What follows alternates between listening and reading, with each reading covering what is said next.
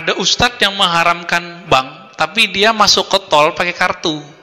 Kartunya punya Mandiri, punya BCA, punya BNI. Benar nggak? Ya, berarti dia pakai hal yang diharamkan selama ini. Dan yang paling lucu, ketika dia bekerja, dia mengajar. Setelah dia mengajar dan bekerja, dia dapat gaji. Gajinya dari bank bukan? Duitnya. Transfer kah? Atau tunai kah? Sama. Konyol nggak tuh? Nah, inilah kekonyolan fatwa mereka yang mengharamkan bank. Loh, Ustadz komen boleh-bolehin bank? Ya kita tanya balik, emang dalilnya mana yang mengharamkan bank? Ya, mana? Coba satu aja dalil yang mengharamkan bank di Quran. Ketemu nggak? Kasih sini. Oh, ditunjukin. Ahallallahul bai'a wa harramar riba. Allah halalkan bai, transaksi, dan haramkan riba. Itu yang diharamkan riba, bukan bank.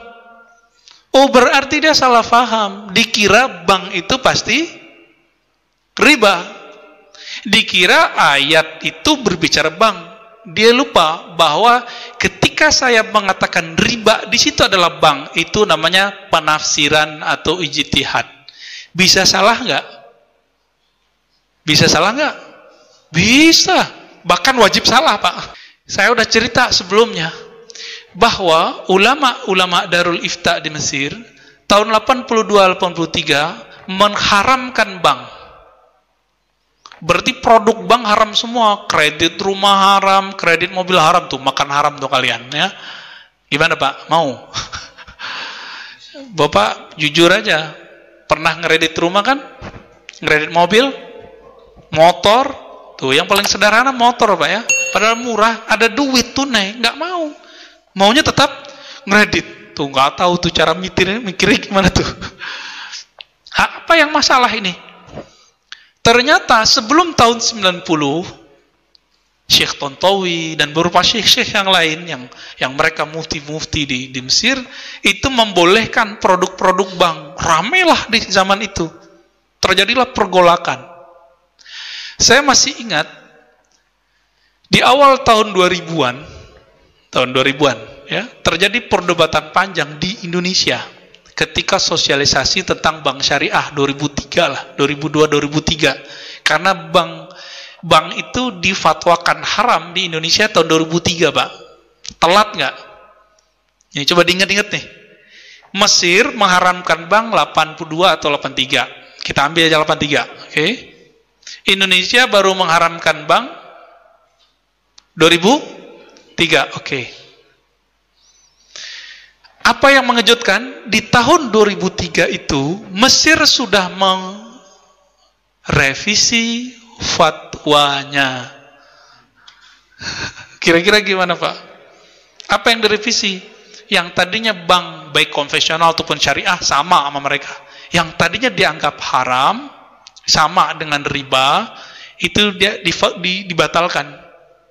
Bahwa bank bukanlah riba. Mengagetkan nggak Pak? Gimana? Ayo gimana? Cara memahami ini. Oh berarti fatwa bisa berubah? Iya. Kenapa fatwa bisa berubah? Jika ijtihadnya berubah. Kenapa ijtihad bisa berubah? Jika perangkatnya, lalu kondisinya, kondisi sosialnya, persoalannya berubah. Namanya mungkin bisa sama-sama. Dalilnya mungkin bertambah. Berubah semua. Ternyata dulu pakai hadis dhaif mengharamkan bank. Kullu qardin, ya. Semua pinjaman, ya, yang kemudian mendatangkan manfaat, fahuwa riba, ya. Semua transaksi pinjam meminjam yang menghasilkan tambahan adalah riba. Tambahan itu belum tentu, hadis ini kan nggak bicara bunga. Udah gitu hadisnya tidak sampai derajat sahih. Paling tinggi hasan li ghairihi. Paling tinggi. Bayangkan, Pak. Terus saya menghalalkan riba? Enggak, saya nggak pernah menghalalkan riba. Saya mengatakan bahwa ulama Darul Ifta mengatakan riba beda dengan bank. Bank bukanlah riba. Gitu. Di Indonesia muncul 2003 bank, ada bank muamalat ya. Bank muamalat 2003 Pak ya? Ya. 2003 muncul bank muamalat. Terus apa? Hebatnya MUI Indonesia kemudian membuat produk namanya DSN, Dewan Syariah Nasional ya. Akhirnya diperjuangkan, masuklah ke lembaga keuangan terbesar di Indonesia. Ya. Masuk ke BI ya. Masuk ke OJK. Jadi udah diakui, kekuatan hukumnya diakui. Coba lihat, ini berubah loh fatwa. Kita telat nggak Pak? Mesir baru mengharamkannya 83, menghalalkannya 2003. Kita baru mengharamkannya. Telat kita. Ini bukan nyuruh Bapak minjam ke bank loh ya. Nggak ada maksud. Ini biar kita jelas bahwa yang kita lakukan sama ini bukan haram. Ya. Bukan saya Ustadz serba boleh, bukan. Enggak, antum keliru juga. Baik. Saya konfirmasilah masalah ini ke teman-teman kita di bank. Kebetulan mahasiswa saya ada yang kerja di beberapa bank ya. Ada yang di manajemen direkturnya ya. Direktur bagian apa gitu ya. Ada yang di bagian stafnya. Bahkan ada direktur BNI Syariah yang bagian timur ya, itu sahabat kita, jamaah istrinya, jamaah saya juga. Ya saya tanya-tanya juga beberapa hal. Dalam hal ini Bapak Saudara makan Allah, ijtihad bisa berubah, fatwa bisa berubah. Kenapa? Karena beda zaman, beda masa, beda dalil yang diperoleh, beda pandangan yang didapat. Gitu. Terus apalagi nih? Di kalangan salafi yang mending nambah haram, riba. Siapa yang makan bunga bank riba. Siapa yang ngredit semacam riba. Ya kita sih nggak ngelarang, cuma jangan ngelarang kita. Kita punya fatwa sendiri soalnya, ya. Kita punya ulama yang membolehkannya. Gitu. Jadi kita hormati fatwa mereka, nggak masalah. Silakan antum haramkan bank, antum haramkan GoPay, haramkan saja OVO, haramkan saja Bitcoin, haramkan saja semua uang-uang elektronik, ya. Tapi jangan larang kita punya fatwa sendiri. Loh kenapa begitu? Halalkan jelas, haramkan jelas. Itu yang tertulis di Quran dan Sunnah. Yang tidak tertulis di Quran dan Sunnah, maka tidak disebut jelas. Ini yang disebut bainahuma umurun mushtabihat. Antara halal haram ada yang mushtabihat. La ya'lamuhunna katsirun minan nas. Tidak diketahui hukumnya oleh kebanyakan manusia. Begitu riwayat Imam Bukhari dari Nabi sallallahu alaihi wasallam. Kalau dibalik bagaimana? Diketahui hukum detailnya oleh sedikit manusia. Maka Salaifal Darul Ifta itu revisi Pak. Mereka merujuk fatwanya. Masa kita masih jalan di tempat? Mulane diarani ana bahsul masail. Masalah itu kalau dibahas tetep diarani intelek. Senajan itu ora tau ana solusine. Mulai dhisik muktamar NU cek Muhammadiyah agar hukumnya bank di mana? Mesti kaule telu ya boleh. Sing sitoke bebas tekas haram. Sing loro awur-awuran halal. Sing telu bebas hati-hati jare subhadra. Wis wong iki dhisik halal haram napa? Subhan. Mulai dhisik mulai muktamar pertama 26 sampai saat ini 2010. Tapi baru kayak dibahas tetep dadi intelek. Mergo kiai sing lugu-lugu takok. Pase bank piye to? Akhire ana pakar bank kan nerangno. Berarti benten ya bank riyen. Tapi lumayan dadi paham. Misalnya ngeten, kula beberapa kali ikut. Dulu itu kenapa riba begitu dihujat? Mergo kaitane pancen wong melarat, utang wong sugih ben kelar mangan. Nggih, wong melarat, utang wong sugih ben kelar mangan. Fakul lama zada fil ajal zada napa fir riba. Jadi misalnya kula utang jenengan 100.000 nggo mangan. Janjine seminggu bayar, jebule ra iso bayar, ditambahi bungane 120 nganti 140. Intine iku terus riba begitu dihujat pangeran. Wong ngutangi wong melarat kok arep-arep dibungani. Iku ora meres kere. Wong kere kok diper. Bareng bank diwalik. Wong melarat malah ra iso utang bank. Wong syarat utamane nganggo jami. Sing utang wong sugih. Bareng kiai ini diterang. Dados bank duit negara, Mbah. nggih duit negara jumlahnya miliaran triliunan niku sing saged utang tiang-tiang juga terutama Cina-Cina niku. Lah niku nak jenengan haramno ngangge bunga berarti nyaure lawaran lho Mbah negara ora untung. Nak ngoten benten. Mergo dekne eman ana Cina enak-enak entuk utang kok ora bayar. Bah. Dadi kowe nak ngarapno bunga nemen-nemen iki nguntungno Cina mergo tukang utang bank ora mbok wajibno bayar bunga. Mikir ya hukum kok nguntungno napa? Cina. Berarti benten Gus. Benten, Pak. Ndak, artinya sing penting niki balik pentingnya ulama omong. Lah gunane yo ngomong niku. Ya akhirnya tetap ora putus tapi kan lumayan. Ana proses intelektual, ana proses transfer informasi, ana proses pendidikan. Ngomong yo penting. Tapi yang bermutu lho, mau kan value diril alim ora jahil lho. Anak jahil ngomong malah ngacokno masalah. Ngalim yo ngalim, ngalim yo ya ngalim. Jadi tetap penting. Dulu tuh orang tidak tahu yang namanya intelijen itu apa, konspirasi itu apa. Gara-gara dibokas, akhirnya uang roh. Coba berapa ilmu yang karena didiskusikan di TV, karena ada dialog, orang tetap menjadi intelek. Tetap mau nak hikmah, tetap menten apa? Hikmah. Dan itu tradisinya Quran hadis punya. Sesuatu itu didiskusikan, diulang-ulang. Bahkan Quran piyambak beberapa kali satu ayat sampai fabi ayyi alai rabbikum manapa digazibun diulang-ulang. Nanti kalau seneng Gus Dur ora kok perkara mesti bener gitu. Nggih seneng ngomong. Nek serang ngomong bahaya. Karena itu tadi bagian dari memantik diskusi. Memicu napa? Diskusi. Sampeyan ndak harus setuju. Misalnya beliau dukung Ahmadiyah, ora kudu setuju. Mung sampean anti napa? Ahmadiyah. Nabi cara bahasa Gus Dur dalam istilah hukum hak asasi manusia, dia ini selera dukung Ahmadiyah, dukung hak asasi manusia, repot, ora sambung dah. Cek sambung, cek ora sambung, makanya dibagas-bagas dadi roh. Akhirnya Kiai NU tahu, oh Ahmadiyah ku ono to jebule. Gus urip-uripe dene Kiai RT ra tahu krungu makhluk jenenge Ahmadiyah. Bareng krungu langsung anti. Bareng anti, lho Mbah kok jenengan anti. Wah Ahmadiyah pokoke sesat ngene-ngene. Lah wonten napa? Ono jarene TV ono. Padahal dene dhewe ora tau roh. Ya barokah diskusi. Sekarang itu masalah riba diperdebatkan karena ada nilai intrinsik, nilai normal yang rusak. Misalnya begini, kalau sering diskusi fikih misalnya begini. Mbah nak riba itu haram total dengan makna bunga itu ya repot. Masalahnya ada nilai bunga yang setara dengan nilai murni. Misalnya begini, tahun 70 jenengan diutang 1.000 rupiah, 2006 disaur 1.000 rupiah ya selangit mbek bumi. Tahun 70 wong iso ngutangi 1.000 rupiah iku adol pitik jago. Saiki 1.000 rupiah iku rantuk pangane pitik jago.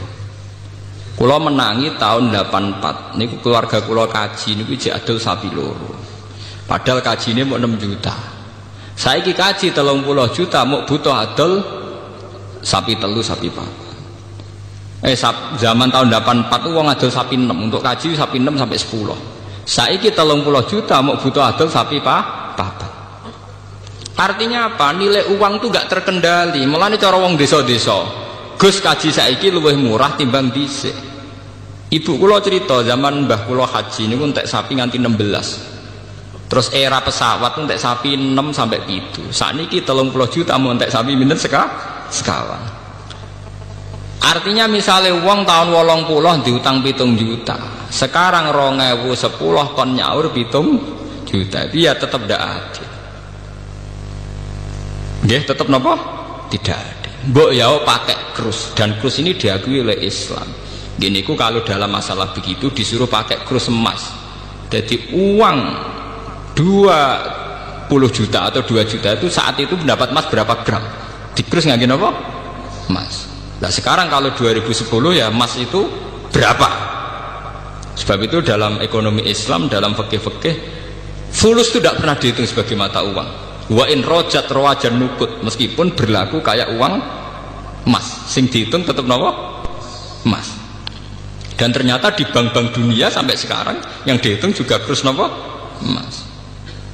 Lah coba dalam masalah kayak gini terus kamu samakan dengan riba dengan arti bunga ini kan beda sekali.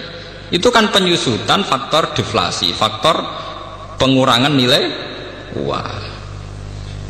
Lho nggih to nggih. Misale sampean diutang tahun 80, diutang 2 juta. Tahun 2010 disaur 2,5 juta. Terus kowe ngukumi sing 500.000 riba, mergo nambahi. Jare sing ngutangi tambah apa ya cek rugi aku. 2 juta dhisik 2 juta saiki, setengah saiki ku cek akeh 2 juta. Mbok arani riba gak trimo tenan lho. Kok mbok arani riba ku piye aku cek rugi kok mbok arani apa? Riba. Wong dhisik aku ngutangi kowe 2 juta wis adol sapi, saiki 2 juta untuk wedhus misalnya. Lah, barokah diskusi niki kula mboten nentokno hukum lho nggih. Ini tidak saya dalam konteks nentokno hukum mboten. Barokah diskusi akhirnya kiai-kiai ku roh masalah yang terjadi dalam sistem keuangan. Berarti benten Gus, ya benten. Akhirnya ono lahir kaul subhat ya Gus, ono subhat. Wah, akhirnya boleh diisi agar orang basul masail masalah riba itu haram, halal, subhat. Dan anak sing halal diputusi kenekatan, itu gak ono ulama senekat itu. Iku iseng, mboten ngarah ono riba halal muhal. Tapi masalahnya riba dengan sistem perbankan sesuatu yang dulu-dulunya memang beda itu. Dhisik wong kere utang nggo mangan. Saiki sing iso utang kudu wong sugih. Wong syarat awal kudu ngangge napa? Sertifikat ngangge jaminan. Iki kowe mau 30% saka nilai napa? Aguna. Faham ini ku pentingnya napa? Idza dzaharatul fitan wal bid'ah falyuziril alim napa? Ilmu. Sudah gitu sebetulnya nggih dalam utang piutang wong kampung itu ada solusi yang tidak riba tapi baik. Kulon beberapa kali mutusno sengketa iku tangga-tangga kulon wis kathah di masalah ngoten. Misale pamane ngutangi adike, dienggo kawine ponakane. Biasanya kan didolo pedet nggo sapi. Walhasil tahun 90 Gus kula nu tahun 90 diutangi 600.000. Riyen niku tak dolo pedet. Lho saiki 2010 ape disaur 600.000. Niku hukume piye Gus? Ya kowe dhisik ngutangi adol pedet ya kok nyaur pedet. Tenan disaur pedet tenan ya payu 1,5 juta tenan. Paham ya? Kita harus adil. Itu tidak riba. Nggih kula kandhani. Misalnya termasuk riba, gelem ra gelem kudu jenengan ikhlasno. Piye wae kakake sampean iso ngutangi sampean barokah adol pedet. Dhuwit 600.000 wujude adol pedet. Saiki saur pedet ae nek kowe ora kuwatir. Dene yo ngakoni adik nggih Gus Riyen didol pedet. Ternyata disaur pedet dadi 1,5 juta nganti 2 juta. Toh jelas-jelas Nabi dawuh khiyarukum ahsanukum qadaan. Sing apik sing utang ku tau diri. Iku Nabi nate utang pedet disaur sapi. Nggih, Nabi nate utang pedet disaur napa? Sapi. Ketika sahabat tidak mau nerima, ya Rasulullah, yang saya pinjamkan ke jenengan itu pedet. Ora, aku wong apik. Nah apik nak nyaur diluwahi jare. Aku wong apik, wong pilihan. Nek wong pilihan ning dinggon ya ngluwahi. Terus ana dawuh khiyarukum ahsanukum qadaan. Jadi kowe nak ngaramno riba teman-teman niku mendukung gerakan medit. Nggih catet nggih. Kowe ngaramno riba gerakno pasukan medit, nguntungno Cina sing nggawa dhuwit negara. Jadi cara bahasa kasare ngeten. Umat Islam ngringano bebane Cina. Mergo nak utang bank ra usah bayar bunga. Gelem kowe nguntungno. Mikir yo bolak-balik barokah diskusi. Berarti kalau muni bank haram ya rada keliru Gus. Sebenarnya sing untung Cina. Lah masane jenengan sing untung sinten nanti. Ya barokah napa? Diskusi. Makanya kalau nyuwun jamaah teng mriki napa sinten mawon. Orang itu harus jangan merasa pinter sendiri, harus mau berwacana, berdiskusi. Mojo sinau dhewe ning kuamar pepeh kitabe kuno baleni kuno terus rasa paling bener mergo sakral. Pemene nak lampune ublik terus kok sakral-sakral dhewe. Kadang kita itu kultus itu karena fisik. Juga le dukun ning desa ngisor pring, rata wadus sawangane muandi. Tapi nek wis ning gone lobi hotel muacak nggawa HP, sawangane wis gak mandi. Lha iku jenenge wong ku kena justifikasi, kena napa? Nggih ngoten niku. Manusa pancen ngoten niku. Seakan-akan diskusi modern itu pasti sekuler, yang salah pasti benar, tidak bisa begitu.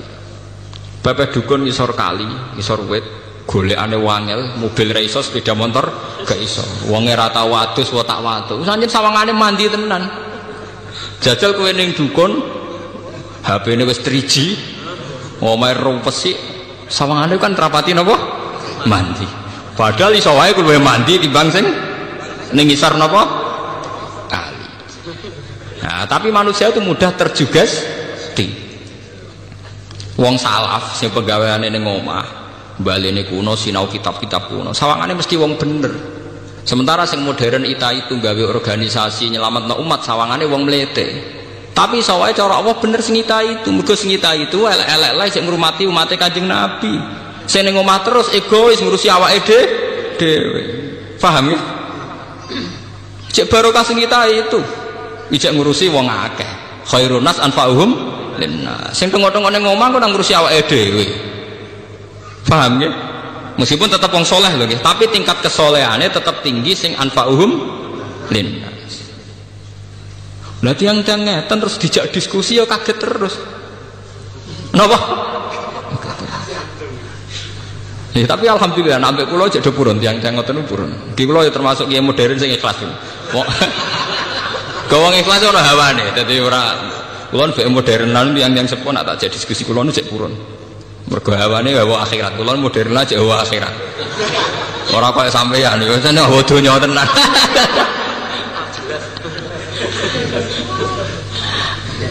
Paham ya? Jangan, makanya nggih. Tenggene Quran istilah-istilah riba itu mesti ekstrim karena dulu konteksnya itu begitu. Tapi sekarang masalah riba, masalah bunga macam-macam wis konteksnya luas. Kita tidak akan mengatakan riba itu halal, tidak akan mengatakan riba itu halal ya tidak akan. Tapi kita tetap bilang konteksnya apa dalam masalah apa. Sehingga kita kalau ada bahsul masalah harus detail. Riba yang kayak apa? Paham ya? Riba yang kayak apa? Mungkin kalau kita ngaji kitab-kitab fikih besar tuh riba ya sampai 3 sampai 4 bagiannya sampai itu. Nak neng matan wis 3 itu sarai sudah dadi 6. Sarai sudah dadi itu. Padahal neng matane judulnya wa aksamur riba salah satu salamat. Nak matan wis 3. Iku sarai sudah 8 sarai sudah 10.